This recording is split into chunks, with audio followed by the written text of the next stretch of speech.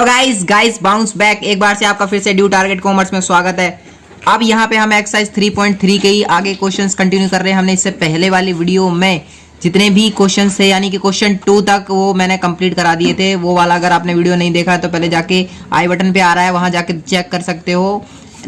Description में भी link है तो वहाँ जाके भी आप विजिट कर सकते हो, तो वहाँ से जाके देख लोगे तो फिर बाद में आप ये क्वेश्चन भी आराम से कर लोगे। तो यहाँ पे मैं क्वेश्चन करा रहा हूँ, ठीक है। मैं इनका सॉल्यूशन आपको वैसे बता रहा हूँ, ठीक है ना, एकदम। और कुछ क्वेश्चंस मैंने आपके प्रैक्टिस के लिए भी आगे दिए हैं, तो वो आप प्रैक्टिस करके उसके आंसर्स जो है कमेंट सेक्शन में दे देना। तो यहाँ पे सबसे पहले देखते हैं, ये क्वेश्चन नंबर 3 है। तो यहाँ पे क्वेश्चन था कि तो क्वेश्चन ये 3 है। यहाँ पे कह रहा है कि दो संख्याओं का अंतर या तो क्वेश्चन कह रहा है दो संख्याओं का अंतर, यानी कोई भी हो सकती हैं दो संख्याएं, एक x एक y, उनका अंतर 26 है। अंतर का मतलब होता है घटा।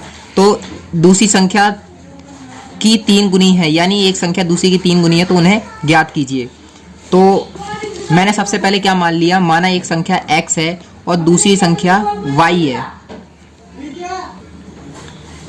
तो यहाँ पे दो संख्या, एक x है और दूसरी y है।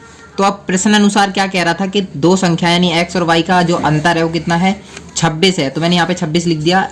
और फिर क्या कह रहा था, दूसरी बार में कह रहा था कि एक संख्या जो कि पहली संख्या है वो दूसरी से कितनी 3 गुना है, यानी मैंने 3 में y के साथ गुणा कर दिया तो x इसके बराबर हो गई।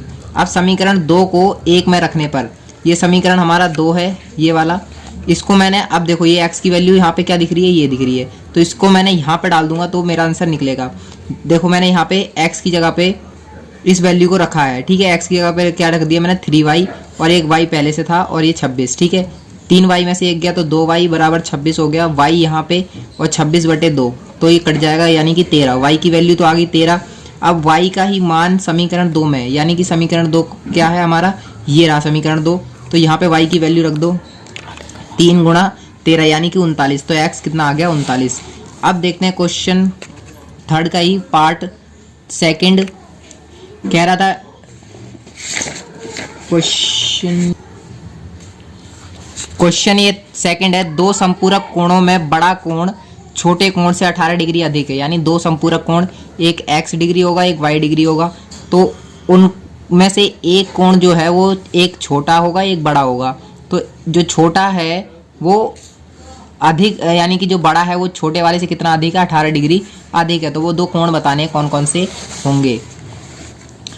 तो यहाँ पे सबसे पहले है, माना एक बड़ा कोण x डिग्री और दूसरा छोटा कोण y डिग्री।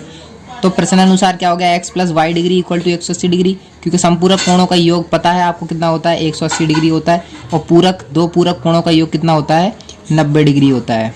तो 180 और दो संपूरक कोणों का योग, यानी कि अब सेकंड प्रश्न अनुसार क्या कह रहा था कि एक कोण जो है बड़ा कोण वो छोटे से, यानी बड़ा वाला जो है वो छोटे से 18 अधिक है। तो मैंने छोटे में 18 प्लस कर दिया, बड़े के बराबर रख दिया इसे। तो अब जो यहाँ से x की वैल्यू आई थी वो मैंने यहाँ पे रख दी, यानी कि y + 18 और y। तो यहाँ से y और y कितना हो गया, 2y और 18। तो अब ये जो प्लस का 18 है वो मैं इस 180 के पीछे ले गया, तो ये इधर आ जाएगा 180 - 18, और ये 2y जो गुणा में था वो इसके नीचे भाग में आ जाएगा। यानी कि 180 में से 18 घटेंगे तो 162/2, तो ये 2 8 16 2 1 2, यानी 81 डिग्री आ जाएगी y की वैल्यू। और y की वैल्यू यानी कि किसमें, y = 81 का मान किसमें, समीकरण 1 में रख दिया। तो क्या आ जाएगा समीकरण 1 में रखने पर, x + 81 = 180, और ये x 180 में से 81 माइनस करोगे तो 99 डिग्री आ जाएगा। थर्ड पार्ट देखो, थर्ड पार्ट क्या, तो थर्ड क्वेश्चन है कि एक क्रिकेट टीम के कोच ने 7 बल्ले और 6 गेंदें खरीदी 3800 रुपये में, और बाद में उसने 5 गेंदें और 3 बल्ले और 5 गेंदें 1750 रुपये में खरीदी। तो प्रत्येक गेंद का मूल्य, यानी एक गेंद का मूल्य निकालना है यहाँ पे। तो माना एक गेंद का मूल्य = x रुपये और एक बल्ले का मूल्य मान लिया y रुपये है। तो प्रश्न अनुसार क्या कह रहा था, 6 बल्ले यानी 6 गेंदे यानी कि 6x, और 7 बल्ले यानी कि 7y = 3800। और पुनः प्रश्नानुसार कितने बल्ले गेंदें खरीदी? 5 गेंदें और 3 बल्ले, यानी 5x जमा 3x बराबर 1750।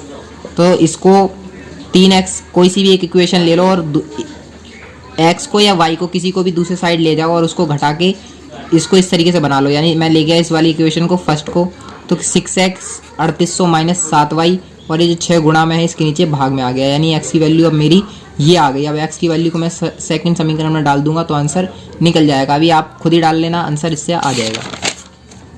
लाइक दिस, ऐसे तो ये वैल्यू इसमें पुट कर देंगे तो इधर से यहाँ से आ जाएगी और इसको बस कट करना है। सिंपली इसे सॉल्व करते ही आंसर आ जाएगा। और फोर्थ पार्ट ये रहा। फोर्थ पार्ट की मैंने इक्वेशंस बना दिए हैं। नियत भाड़ा मैंने x मान लिया है और दूरी उसकी मैंने y मान ली है, यानी अतिरिक्त भाड़े के लिए y। तो एक इक्वेशन ये आ गई है और एक इक्वेशन ये। अब इस इक्वेशन को सेम जैसे पिछली इक्वेशन सॉल्व करी उसकी तरह ही करना है। तो ये क्वेश्चन आपको करना है। और नेक्स्ट ये वाला है कि एक आपको भिन्न दे रखी है x बटे y, उसमें इस तरीके से ये इक्वेशन बनी हुई है और इसको सॉल्व करके आपको आंसर इसका फाइंड करना है। That's it for today's guys. If you like this video, please hit the like button. Don't forget to subscribe our channel if you are a new visitor.